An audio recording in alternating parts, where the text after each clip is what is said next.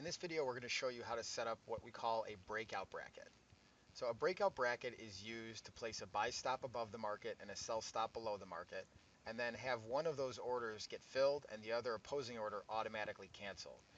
Generally speaking, this is the type of strategy that you would want to employ if you think the market's going to move, quickly in one direction. We do not advise you to use this type of order during a news announcement. All right, that's not what it was designed for. What it was designed truly for was for people who identify channels in the market and they want to put a buy order above, the channel and below the channel in an effort of catching a dramatic move in one direction. Due to liquidity issues, fast market conditions, technical issues, if you use this type of order during a news announcement like an FOMC announcement, non-farm payroll, something like that, that can put you at a great deal of risk. So be aware of that and talk to your representative if you have any questions about that before you use this type of order. To enable this order, because it's one of the few types of orders that has to be manually turned on in your settings section, you have to go to the Properties button in the top right corner of the scoreboard window right up here. All right, when you do that, you're going to see this option that says Breakout Brackets. It's unchecked by default. You're going to check it. You're going to get a warning that this disables another feature we have called one-click bracket move. That's okay.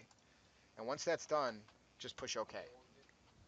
The way to set up a breakout bracket is to go to the Properties button on the dome, just like you were going to set up a multiple exit strategy order, and click on the tab that says Breakout Brackets. You're then going to pick an order type. So your buy order above the market, what kind of order is it? Your sell order below the market, what kind of order is it? Most people in this case will choose to use either a stop or a stop limit order. A stop order is basically an order that's resting at the exchange level, and when it's triggered, the exchange converts it to a limit order, a buy limit order above the market if it's a buy order, or a sell limit order way below the market if it's a sell order.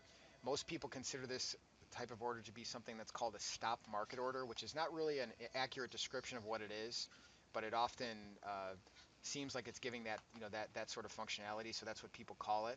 Again, if you need clarification on what actually is a stop order, how the order is processed and filled at the exchange, make sure you talk to your rep before you get involved. A stop limit order offers you the ability to set what we call allowable slippage. So in this case, let's say I do 5 as the buy offset and 5 as the sell offset, and I do an allowable slippage of 2. What this basically means is that from where I click in the price column to place the order, because this is one of the few order types you actually click in the prices to place the trade, there's going to be a buy order 5 ticks above that price and a sell order 5 ticks below that price. However, you can't get filled worse than 2 ticks worse than your price. So for example, let's go ahead and do this. I'm just going to leave these in place, push OK. When we get filled on one of these, I'm going to say, okay, I want another bracket to go out around that position. So maybe once I finally get into a trade, I'm going to do a 10-tick stop and a 10-tick target. Check auto just like we were doing a regular simple bracket. And let's say I decide to place the order, the breakout, by clicking at 76 right here, or let's just make it 75. So I left click, and you can see the orders go out. So this is a buy order at 37.80. Because I have my allowable slippage set to 37.82, I can't get filled worse than 82. All right, same thing on the sell side. We have the order sitting at 37.70. If the market were to rip lower, we can't get filled worse than 68. However, we may not get filled at all. When you specify allowable slippage like that, you run the risk of the market ripping right through that order without you seeing a fill at all. So there's a downside to using the stop limit option as well.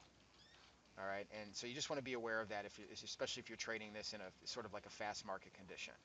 But the idea here is that if the market were to touch one of these prices, the other order will cancel, and then this bracket that we have ready to go will go out.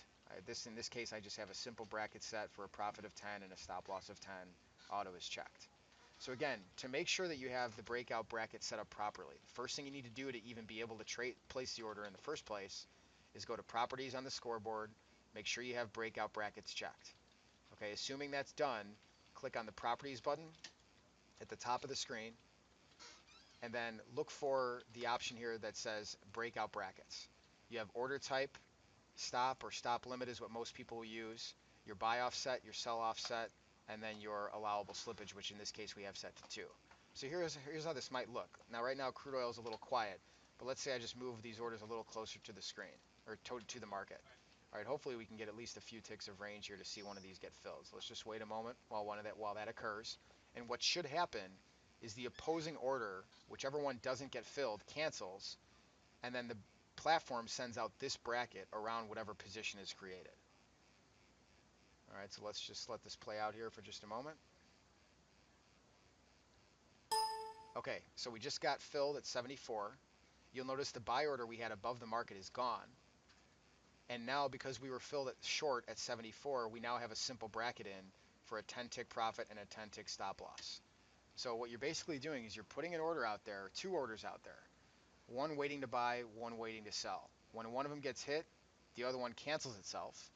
And if you choose to have a bracket go out around your new position, just make sure you have these things all set properly and that auto is checked.